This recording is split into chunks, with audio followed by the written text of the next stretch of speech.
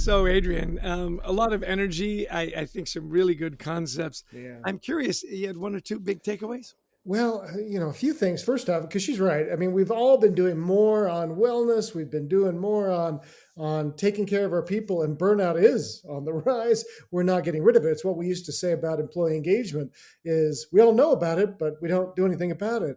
Well, maybe the things we're doing aren't really helping. So, and what she's talking about is a very human approach to leadership that you and I talk about in all of our books. Is you put in time and effort to know their stories, right? This swift method that she's talking about is great, right? You set aside time, you welcome them. We're always so much happier to see people who are excited to see us. Yeah. You're inquisitive. You do it. You do some follow up, because there's nothing worse. We've all seen managers where they go, "Hey, how you doing, Chester?" And you go, "Boy, if I had a bad week." You're texting back, and then silence, radio silence, right? Well, that's great. Stiff upper lip. Okay, see ya. Yeah, Yeah. yeah.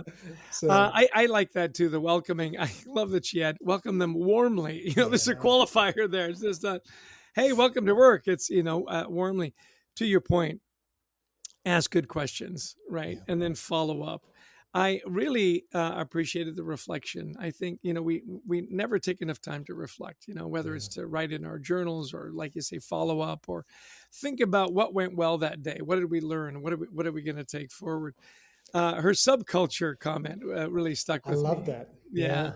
You and I had a subculture when we built our training group. As most, you're going to have a subculture in manufacturing. You're going to have a subculture in marketing and so on, that control what you can control and build the kind of culture that you want.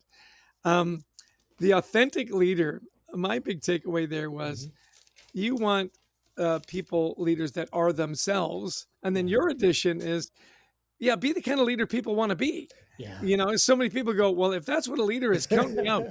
Yeah. Wait a minute. So I get an extra maybe 20% raise, but I have a miserable life. And that's okay. I'll keep making what I'm making. And I'm going to come back just for a moment to the subculture idea. I love her. So what? Now what? Remember that. Remember, so what? Now what? And it's so powerful. Is like, look, life is hard. We know that. Life isn't fair sometimes. It's not fair that you have a tough boss or a lousy environment, this, that, and the other. Now, what are you going to do about it? As you said, control what you can control. I think that's great. And you can be more approachable, more, she says, accountable too. And that doesn't need to be a negative. It can be a positive, because people want to be held accountable. When we go out and we speak or we train, what do we tell people? Is like, think of the best boss you've ever had. Were they easy on you? Oh, no.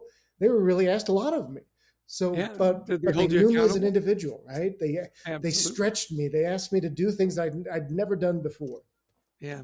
I think my biggest takeaway in self-care was it's okay to absolutely binge watch on Netflix for hours on end. I took that away too. I was right. I love that. She didn't say hours on end. I added that part. But wasn't it interesting? She said, focus though on that. Because how many people nowadays, they're watching TikTok while they're watching Netflix, while they've got, the other things going. Yeah. It's like, we're multitasking. Yeah. It means you're not really doing anything. Yeah. Well, I really did appreciate too, where she said, look, have a hobby outside of work, something that you're passionate about, that just, it just disconnects your mind from everything, whether it's jogging or sports or collecting, commemorative thimbles. Please don't send me any commemorative thimbles, anybody. Anyway, it really was delightful. And, it is interesting because, we talk about anxiety at work, and she's talking about creating great workplaces. Yeah. And if you or your employees are stressed or overworked or worried about uncertainty or on the verge of burning out, you know what's coming here, Adrian. The book Anxiety at Work is a must-read guide for every leader in business and a professional who wants to build a resilient, high-performing team. We pack our books with highly actionable tools. Our book Anxiety at Work is from Workr Business. It shows you how to create that culture of trust, support, productivity, even in uncertain times. So don't just manage stress, transform it into a competitive edge. There's great tips in Anxiety at Work. It's on Audible, it's on lit video books, it's on Kindle. and at fine bookstores everywhere. Did I get that commercial right, Adrian? Are you the inspired only problem now to buy is, that? well, the only problem is with Audible, they have to listen to us. But otherwise, it's great content. So, hey, you know who reduces our anxiety every day is our producer, Brent Klein. I want to thank him. I want to thank Christy Lawrence for finding amazing guests like Katina, and all of you listened in. If you like the podcast, share it, and learn more about what we do at thecultureworks.com. Gives you lots of free resources. And we love speaking to audiences, whether it's in person or virtual. We speak around the world on topics like culture, teamwork, resilience, mental health. Give us a call. We'd love to talk to you about your next event. Adrian, another wonderful time. Always time well spent spending with you. So I will give you the last word. Thanks, everybody, for joining us. Thanks, Chess, for all your insights. Until next time, everybody, we wish you the best of mental health.